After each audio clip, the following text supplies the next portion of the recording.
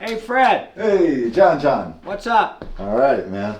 Come sit down, join me. Hey, I call you a lot of different names. John, Doc, the mayor. The mayor, yeah. Yeah, you could be the mayor of this town. Hi, folks. Welcome to Fred and John Talks. Who am I? You're Fred, and I'm John. He's John. Yeah, that's right. We're going to do something interesting. We have too much fun. We're going to do something interesting today. For those of you who've been our viewers and followers, we really appreciate that. And we hope you'll tell your friends to like us and follow us and tell your friends about us.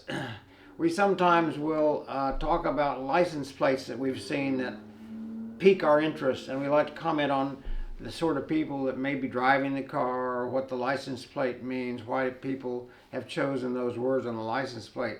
And so today I saw a license plate on the way over to see you that said, "I'm in," and then there were numbers like 56 or 65. I couldn't catch it because the person was turning the corner. And I thought, we really hope our viewers are all in. Oh, I like that. With Yeah. what we're doing, with what we're saying. Yes. You know what I just mean? saw this on the way over here? On the way over here, because we're I'm in. You're in. I'm hoping that people are in on connections, friendships, and the season we're in right now is Thanksgiving. Yes. My favorite secular holiday. Thanksgiving. And so here's a few reflections, Fred, for us to discuss about Thanksgiving. Okay. I'm very thankful, number one, for health and the fact that I'll be 81 on December 7. You can't even count that high. And December 7 is around the corner because we're in the season of Thanksgiving. So I always start looking at, am I going to get to another birthday? Am I going to make it to another December 7th? No. You better not die on me. It was one heck of a day because in 1941, that was the beginning of World War II. Indeed. So the season of giving, because it's Thanksgiving, you mentioned to me one time that you had a phrase for Thanksgiving. I have an idea. An idea. About Thanksgiving. You want me to share that now? Yeah, share it now, yes, absolutely. Okay, so here's my idea. With all due respect to Abraham Lincoln, who, if I'm not mistaken, he made Thanksgiving the third Thursday of November officially. He was an official holiday. Thanksgiving holiday. Yeah. And Abe Lincoln is my favorite historical figure other than Jesus Christ, who was God.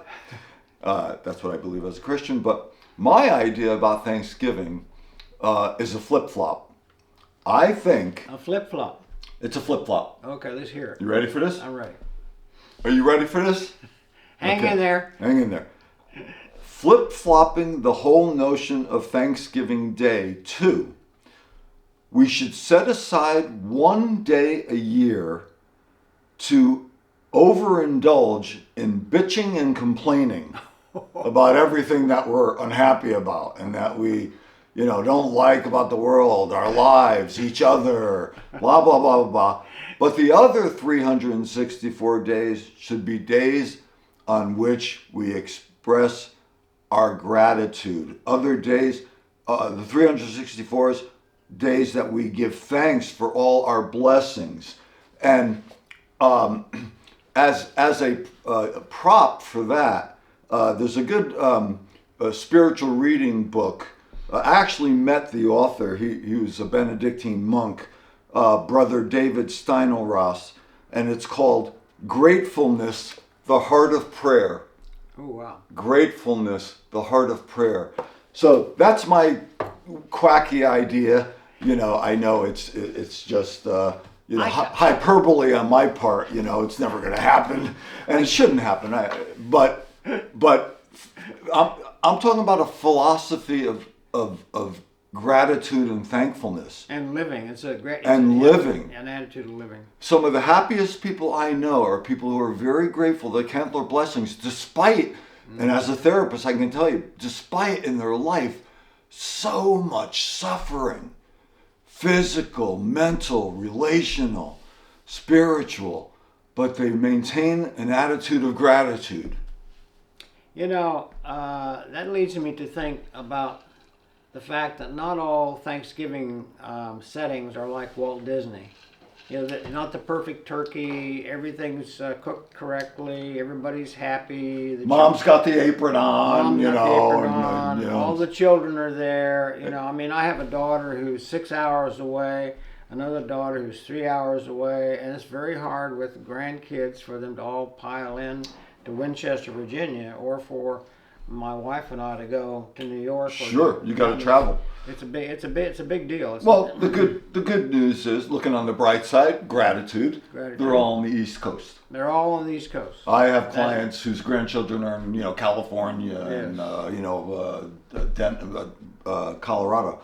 I can tack on to that what did you just say? They're not all like Thanksgiving days. Not like Walt Disney. Walt Disney. My addition to that, my tag on is Thanksgiving family gatherings. Can't even talk. Thanksgiving family gatherings are not always, and maybe really unlike, Norman Rockwell paintings.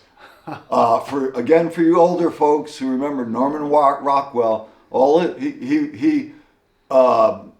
he chronicled American life, and especially American life in the home, in the family, and in all the pictures, everybody's perfectly content, and again with the mother with the apron on, and the children are all, cooperating with everything that's going on. And the facial expressions, some of the facial expressions. Yes. They're classic. Pictures. Yeah, they're yeah. classic. And everybody's smiling and happy and getting along. And I'm sure there are many of you out there. I know many of my clients, and I've even had a couple, I'm happy to say not many, a couple of family gatherings at holiday times that didn't go so well, and some that went terribly, terribly wrong. Well, it is a time to, I think, give to others. And I had the good fortune, Fred, in the last few days since Thanksgiving, to meet up with a long-term friend of mine. And I kind of regretted that I haven't kept in touch with him as much as I should have. But I spent several hours with him listening to what he had to say and what was going on in his life. And he's having a lot of health issues. He's having some marital issues that have been ongoing for a long time. It's kind of a very unhappy marriage. And he's actually... Give him my card. I'll give you your card.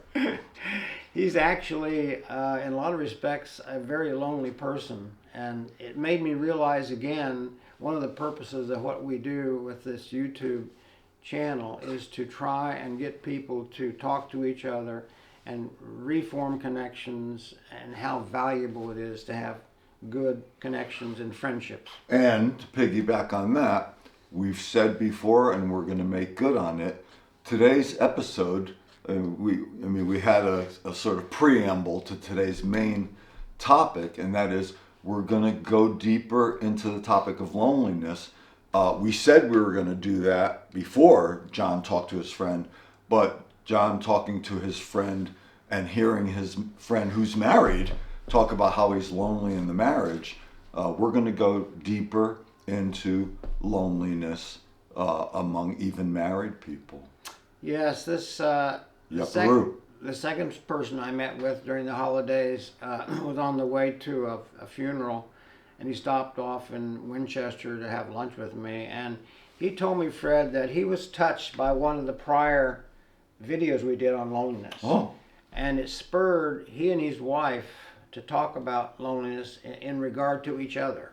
And how he told me that she in particular felt that sometimes she was lonely even in his presence, because he didn't seem to be interested in what she was doing, or interested in engaging in conversation, or he would be on his phone watching emails or something like that, or watching sports. So I think it's an issue that we're going to continue to pursue, and We're going to do another episode down the road, Fred. Viewers who've watched this before will know that I talked about the Joe Cox Commission out of England that started what is the Minister of Loneliness. England is the only country in the world that's really leading everything, all the countries, all the governments, in pursuing helping people make connections, and it's a government thrust to try and improve loneliness. Which they shared with Japan, you told me. Yes, and they shared the idea with Japan. They should share it with us. They should share it with us. America needs a minister of loneliness. So down the road, I'm still studying a report that was written in March of 23. Every year since the government started, the UK government started the Minister of Loneliness, they had 3 objectives, and they look back each year at how they're doing on those 3 objectives. Mm-hmm. And so the 23 report is pretty thorough about number 1 issue was to reduce the stigma, to try and get out there to the public, and many methodologies. I remember you talking about it in our episode, one of our loneliness episodes. Yeah, they want the issue to become less stigmatized and to be talked about more openly. Yeah. And then they're number 2, leaning in with legislative actions and funding to try and help people connect. Yeah. And the last thing that they're doing in their objectives is to provide data to nonprofits and to the people and to other government organizations that are part of the government, like transportation and health, human welfare, etc., to be able to attack and approach loneliness. So those 3 objectives, they chronicle in each of the reports since 2018. Yeah. If you don't mind me throwing this in here, going back to the digital age, the paradox is that social media, which supposedly brings about more connection, has actually in the family brought about more disconnection. And fractiousness. Yes, because people are on their individual devices, but not relating to the people they're sharing the same house with. Correct. So I want to throw that in, and this led me to think about The Crown. I've been, the Netflix had a great series on The Crown. I still plan to watch it. On the British royalty, and it's not lost on me, Fred, that watching the current season, I think there's in 4 episodes, a lot of it is about Princess Diana, and oh my goodness, here is one person who had an enormous impact on the world. She did so much good and was loved by so many and touched so many lives in Africa, all over the world. Wow. Bosnia, she was trying to help get rid of landmines in Bosnia shortly before her death. And that's back in, I think she died in August of 97. And my wife and I actually were in England and London in 2002. And we went by the big brick kind of palatial residence that she lived in Kensington. And even in 2002, the iron fence that surrounds the Kensington estate lined with flowers and notes. Wow. She was very revered and very fondly remembered. Yes. And from what you're saying, from her humanitarian work. Correct. One person. I never knew that. I don't pay much attention to royalty, but I guess I should. Well, it just shows you the impact of one individual. And I was going to remind you, Fred, that one of the things that we hope will happen from our YouTube experience and sharing our friendship and our relationship is that maybe one YouTube video, maybe some already, have impacted people and made them happier, made them think about their lives. Think about friendship on a more deeper level, put more effort into friendship. Reestablish friendships that maybe were lost. Some of the saddest clients I have are those who put no energy or effort into forming close friendships. Yeah. I don't watch a lot of television, but there's one show on a news channel, and I've mentioned this before. It's called Cheddar News. The cheddar, like cheddar cheese, Cheddar News Channel is pretty much all a positive, upbeat, informational channel.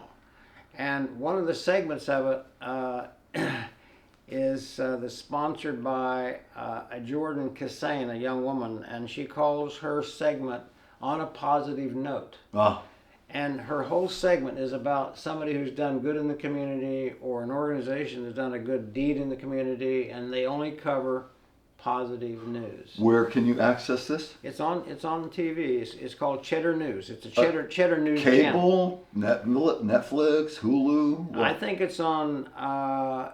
I think it's just it's not Netflix or Amazon. It would be one of the regular news channels, but it's not well known like ABC, NBC. Yeah. Okay, it's just So it's one of the regular cable. channels. I'll have to research it, and our audience can research it. Cheddar News. Yeah. Another thing that made me think about Thanksgiving and thanks was Frank Siller of the organization. He heads up the organization of Tunnel to Towers, where they give homes to veterans who have lost limbs and who've been injured in war. Sounds like the Wounded Warrior Project. It's like the Wounded Warrior I Project. give money to them. Yes, it's that's another fantastic organization that does something for people who have given their lives and put their life on the line, so that we can be free. Yeah. It reminds me too, Fred, when Pope Francis was here.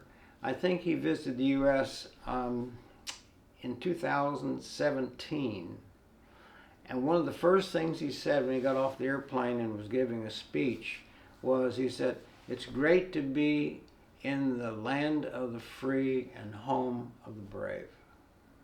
I was very touched by that. That's very touching.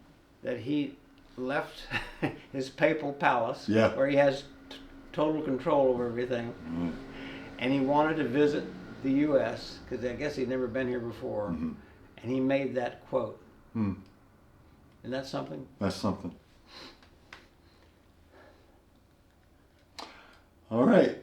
What else do you want to talk about? I have some notes of my Okay, own we'll get into that. about the subject that we promised to elaborate on, and that is going deeper into loneliness. Good. I'm going to throw in my 2 cents with a few things. And my theme is overall starts with the old expression, you can be loneliest in a crowd. So you can be loneliest in a crowd. For example, you're in a crowd of people, you're at some event or you're at some party or gathering, but you don't know anyone. Or worse, you know people there, but you end up feeling invisible because there's little to no interaction. No one engages with you.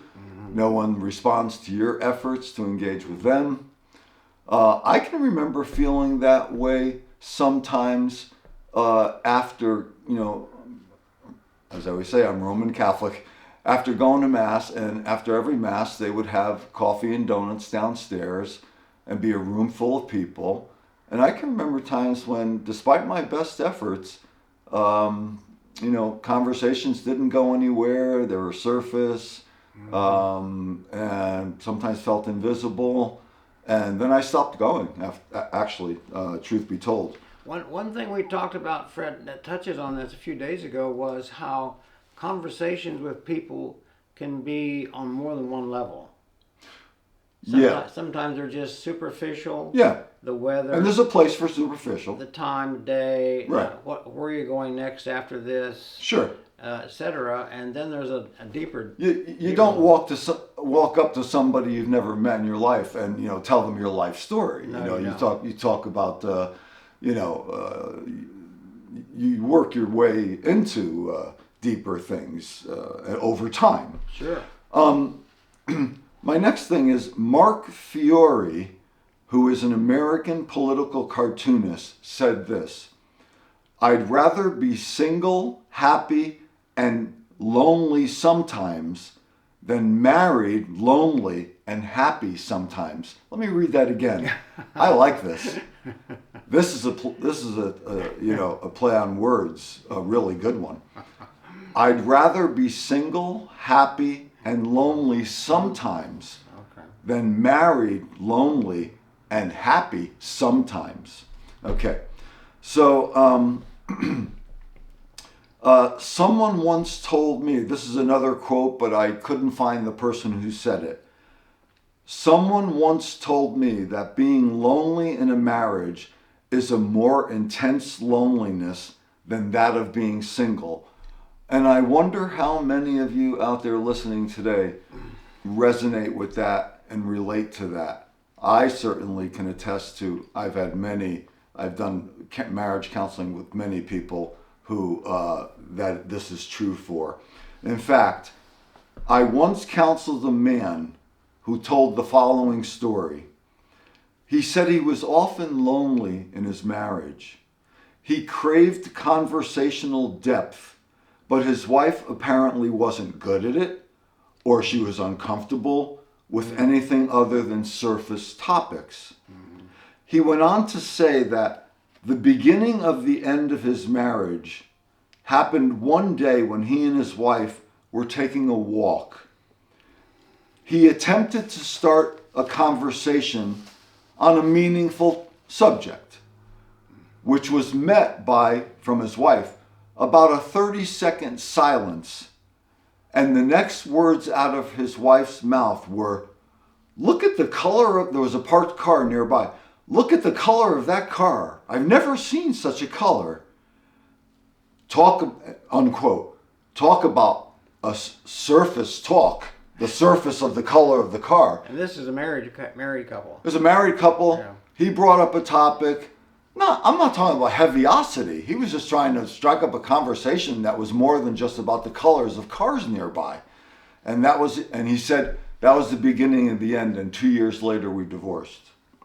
Well, but this, going back to this friend that I met with, Fred, I not only felt sorry for him, not only felt sorry for him, but it's like he is living in this house with his wife, and they don't really talk. They don't even get to level one. That's a good way of putting it, levels. Yeah, they don't even get to level one. Yeah, like I said before, there's a place for small talk, especially if you don't know the person well. But with your wife or your girlfriend or your best buddies, Okay, so I'm going to segue into some things about my work as a therapist, and I do mental health counseling and marital therapy, about 50-50 split, even split. You see, it's all about communication and conversation. And I'm going to comment on both of these in turn. I have two different things to say about them. Among us marriage counselors, we have a saying, quote, "Communication is to marriage what blood is to the body, ... It's the very life force." Mm-hmm. Let me say that again. I like that. Communication is to marriage what blood is to the body. It's the very life force. If blood drains out of the body dies.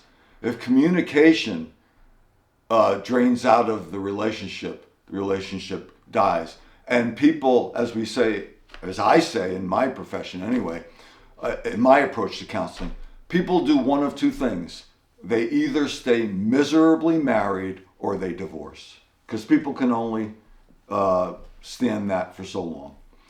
And the second thing I wanted to elaborate on involved conversation. The great Jewish philosopher Martin Buber, whose most well-known book is called I and Thou, the very title says it all, relationship. Yes. Two people. In modern parlance, it would be me and you. Yes. He called it I and Thou. His main thesis of the whole entire book is that human life and relationships exist and thrive in dialogue. Again, let me repeat. Martin Buber, you can look it up, Buber, his most great book, I and Thou, and his main teaching in that book is that human life and relationships exist and thrive in dialogue. As a matter of fact, I'll throw in something I didn't write in my notes, and that is, I read this book 25, 30 years ago. I was in graduate school 30 years ago. If I recall, some commentators on his book, some critics of the book said he went too far when he said something to the effect of, life outside of dialogue, is not worth living. Maybe he went too far in that, but maybe not. So, moreover, and this is my last input to this topic, this topic of loneliness in marriage goes both ways. It could be the wife is lonely, it could be the man is lonely, or worse, both could be lonely. I knew a man whose wife was involved in so many social activities, served on so many boards and committees, all without the husband, all apart from the husband, that he said to me one day, and I quote, "I feel like a widower." He was so lonely. I've seen the same thing in my practice, Fred, where women are at home, they're parked at home, the husband considers that they are okay and safe and at home, and they have board meetings, they do sports coaching, they do after school activities or whatever, and the wife is just kind of parked. Once the kids are home from school, and even whenever their kids are a little older, they still got to be supervised. Yeah. And even through the teen years. Yeah. So I've seen that happen as a gynecologist with a lot of women, and that tends to make them shop more, spend money, develop various forms of behavioral addictions. Can open up the door to affairs. And if yes. I may piggyback on what you're saying, so as to give equal attestation to these things that go on. I just gave the example of where the man felt like the widower, but I've counseled many women who are lonely in marriage. Heck, we even have some phrases, she's a golf widow because her husband works all week, doesn't help out much with the kids or the house, and then every weekend he's playing in his golf foursome. I love fishing, but we have a saying, fishing widows, every chance the husband gets, he's off fishing, so, and work widows, men who are workaholics, and, and then again, it's one thing for them to work and provide for their family. That's how men are wired. But to come home and then just be a bump on a log, not help around the house, not help with the child care, not pay much romantic or affectionate attention to his wife, she can feel intensely and excruciatingly lonely. I had the pleasure of watching one of my daughters this past holiday when my wife and I were visiting with them, to see her husband perform every kind of duty that she does. I mean, he cooked. Oh. He took us around to sports events. He was engaging. He cleaned dishes. He did housework. And I remember telling my daughter at one point, I said, you really have a great husband. He's really a commando. He can do all the stuff you can do, and that's a wonderful sharing and a contact that a lot of couples don't have. They just don't have that. I'm very happy for both of them. Yeah, because that's fairly rare. Either it's rare or you just don't hear much about it. You hear about the bad stuff. Yeah. And that actually dovetails and goes back to my flip-flop suggestion, how we should have one day where we complain about everything, and 364 days where we count our blessings and share what we're grateful for. There's so much to be grateful for. I have I always use lumbar for my lumbar support for my lower back because I've had lower back issues, and I have one. I don't have it here because I didn't plan to say this, but I bought it in the store on purpose because it has in script writing it says "Beyond Blessed." Oh, And when I sit with that in my lumbar support, I say, Freddie, you are beyond blessed.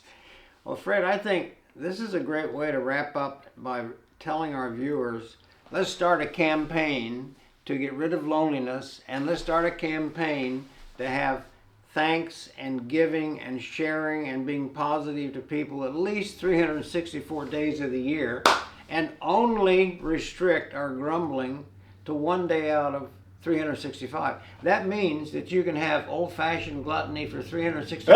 No, that's That's not what it means. No, that part. But you know what note I'm going to end on, my favorite topic. What's that? Baseball. Baseball. 364. See, I think in baseball terms. I'm obsessed with baseball. Does your watch only have 364 days? Yeah, right. Yeah, 364.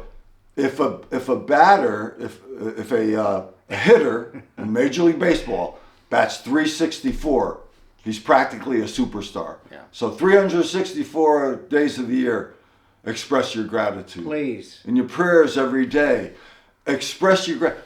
Tell the people you love that you love them. Don't let them assume. No. So many people I've talked to said, I never heard my father or mother say, I love you. How sad is that? But let's end on a happy note, and I think John struck that note. Let's give thanks. Let's tell the people we love them. Let's communicate. You married people out there, including John, communicate with each other. It's the life force and the lifeblood of a relationship. Thank you for watching this episode. And if you like us and you want to share us, please do. Please do. It's a wrap, Fred. Okay, man. Thank you. Ciao. Ciao, ciao.